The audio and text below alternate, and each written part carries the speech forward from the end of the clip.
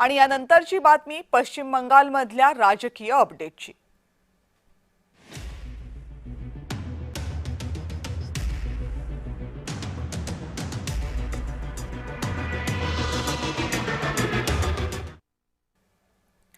पश्चिम बंगालचा मुख्यमंत्री कोण होणार याबद्दलचा सस्पेन्स अखेर आज संपला। खुद्द अमित शहा यांनी सुवेंदू अधिकारी यांचं नाव घोषित केलं। सुवेंदू यांचा शपथविधी शनिवारी 9 मे रोजी होईल। पश्चिम बंगाल भाजपाचा सगळ्यात मोठा चेहरा हे सुवेंदू अधिकारी आहेत। मोदी आणि शहांनंतर त्यांच्या चेहऱ्यावर भाजपने पश्चिम बंगालची निवडणूक लढवली। त्यांच्याकडे प्रशासकीय अनुभव सुद्धा आहे, कारण 2016 ते 2020 या कालावधीत ते ममता बॅनर्जी यांच्या मंत्रिमंडळामध्ये पश्चिम बंगालमध्ये मंत्री होते। संपूर्ण बंगालमध्ये ते लोकप्रिय आहेत। त्यांच्या नावाला कोलकात्यापासून दार्जिलिंग पर्यंत मान्यता आहे। दुसरी महत्त्वाची बाब म्हणजे ते दरबारी नेते नाही, तर तळागाळात जाऊन प्रचार करणारे नेते आहेत। जर त्यांना संधी दिली नसती तर बंगालमधले बहुतांश कार्यकर्ते नाराज होऊ शकले असते आणि याचीच जाण ठेवून भाजपच्या नेतृत्वाने सुवेंदूंच्या नावावर शिक्कामोर्तब केलं असं म्हटलं तर चूक ठरणार नाही।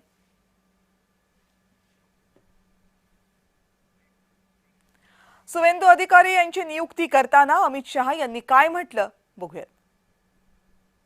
लगभग 8 प्रस्ताव और समर्थन प्राप्त हुए हैं और सभी प्रस्ताव और समर्थन एक ही नाम के मिले हैं। उसके बाद दूसरे नाम के लिए भी सबको समय दिया गया, पर्याप्त समय दिया गया, मगर कोई दूसरा नाम नहीं आया है।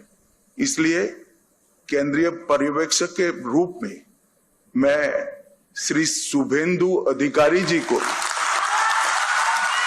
पश्चिम बंगाल विधानमंडल दल के नेता के रूप में निर्वाचित घोषित करता हूं। भारतीय जनता पार्टी और हमारे नेता नरेंद्र मोदी पर भरोसा कर बंगाल की जनता ने जो प्रचंड विजय हमें दी है, इसके लिए मैं बहुत बहुत धन्यवाद करता हूं। बंगाल की जनता ने हमसे जो अपेक्षाएं रखी हैं, जिस आशाओं को संजोकर मैंडेट दिया है, हम पूरा प्रयास करेंगे कि आपके विश्वास को तनिक भी ठेस न पहुंचे, इसमें कहीं कमी न रह जाए। हम सब भारतीय जनता पार्टी के कार्यकर्ताओं का दायित्व है कि हर नई सोनार बांग्ला के लक्ष्य को लेकर हम चले और बंगाल की जनता की अपेक्षाओं को पूर्ण करें। आणि सुवेंदू अधिकारी यांनाच का निवडण्यात आलं यामागची कारण पाहूया। बंगालच्या विजयाचे खरे शिल्पकार पंतप्रधान मोदी आणि अमित शहा आहेत, पण बंगाल भाजपचा सगळ्यात लोकप्रिय चेहरा, स्थानिक चेहरा म्हणजे सुवेंदू अधिकारी। 2021 ची निवडणूक सुद्धा भाजपने सुवेंदू अधिकारी यांच्या नेतृत्वातच लढली होती। आधी तृणमूल काँग्रेसमध्ये ममता बॅनर्जी यांचा उजवा हात अशी सुवेंदू अधिकारी यांची ओळख राहिली होती, पण ममता बॅनर्जी यांचे पुतणे अभिजित बॅनर्जी यांच्याशी मतभेद वाढले आणि मग मात्र सुवेंदू अधिकारी यांनी तृणमूलला रामराम ठोकला। 2021 च्या निवडणुकीत सुवेंदू अधिकारी यांच्याकडून ममता बॅनर्जी यांचा पराभव झाला, पण 2021 च्या निवडणुकीत भाजपचा पराभव झाला आणि सुवेंदू यांच्या मेहनतीची पक्षाने दखल घेतली। 2026 च्या निवडणुकीचं बिगुल वाजण्याआधीच सुवेंदूच नेतृत्व करतील असं भाजपमध्ये ठरलं होतं। ममता बॅनर्जी आणि तृणमूलचा सर्व आघाड्यांवर सामना करण्याची ताकद ही फक्त सुवेंदूंमध्येच आहे असा भाजपचा विश्वास होता। आक्रमक स्वभाव, चाणाक्ष आणि तीक्ष्ण बुद्धिमत्ता, जनतेशी थेट संपर्क हे त्यांचे गुण कामी आले। राजकीय विश्लेषक सौमेन मुखर्जी यांनी सुवेंदू यांच्या पार्श्वभूमीबद्दल महत्त्वाची माहिती दिली। सुवेंदू अधिकारीजींचं जर राजनीतिक आम्ही त्यांचा जर सफर आहे ती जर पाहतो, त्यांचे जे राजनीतिक पूर्ण अजूनपर्यंतची जेवढा राजनीतीमध्ये त्यांनी काम केलेलं आहे, सुरुवातीला ते दोनदा निवडणूक हारले होते। त्यांचे वडील शिशिर अधिकारीजी हे फार जुने काळाचे आमदारी होते, खासदार होते, मंत्री होते, केंद्रीय मंत्री सुद्धा होते। त्यांच्या परिवारामध्ये ते एक प्रशासनिक जे एक्सपिरियन्स आहे, फर्स्ट हँड एक्सपिरियन्स, ते पण होतं त्यांच्याकडे. त्यांच्या वडिलांच्या देखरेखीखाली त्यांची डेव्हलपमेंट झाली होती. सुरुवाती 2दा त्यांनी हारले होते. त्याच्यानंतर त्यांनी स्थानिक नगरपालिकेचा मेयरही बनले होते. महापौर म्हणून त्यांनी काम केलं. त्यांच्याकडे एक्सपिरियन्स आहे.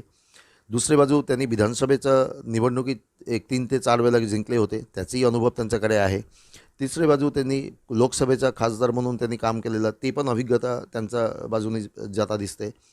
दुसरी बाजू तृणमूल सरकारचा संघटन जेव्हा उभा होता तेव्हा डावी पक्षांच्या विरुद्ध तेवढा शंका आणि संघर्षमूलक ते वातावरणामध्ये शुभेंदू अधिकाऱ्यांनी स्वतःच्या अंगावर घेऊन पूर्ण TMC आणि मुलत युवा वर्गांमध्ये ज्या पद्धतीने त्यांनी संघटनची बांधणी केली होती, तेही मोठा एक्सपिरियन्स त्यांच्याकडे आहे.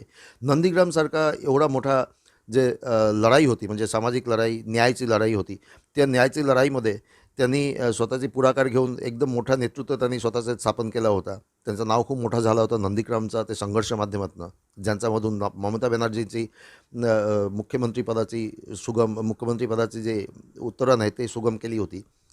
आणि त्याच्यानंतर ममता सरकारमध्ये ॲज अ मिनिस्टर म्हणून, राज्याचे मंत्री म्हणून त्यांनी काम केलेलं त्यांचा एक्सपिरियन्स हेही त्यांचा बाजू केला दिसते.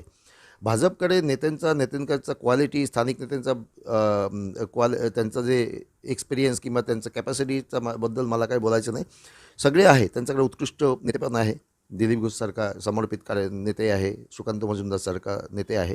पण शुभेंदू अधिकारींजींचं बाजूने जाताना मुख्यमंत्रीपदाचा त्यांचा निवडचा पाठीमागे जे सगळ्यात मोठा एक्सपिरियन्स आहे ते इन अँड आउट संघटन बांधण्याची त्यांची जे शक्ती, कॅपॅसिटी आणि प्रशासनिक जे त्यांच्याकडे एक एक्सपिरियन्स आणि दक्षता होती, त्याचं एक कुठे ना कुठे पाठिंबा भाजपचे केंद्रीय नेतृत्वाने शुभेंदू अधिकारींना दिले.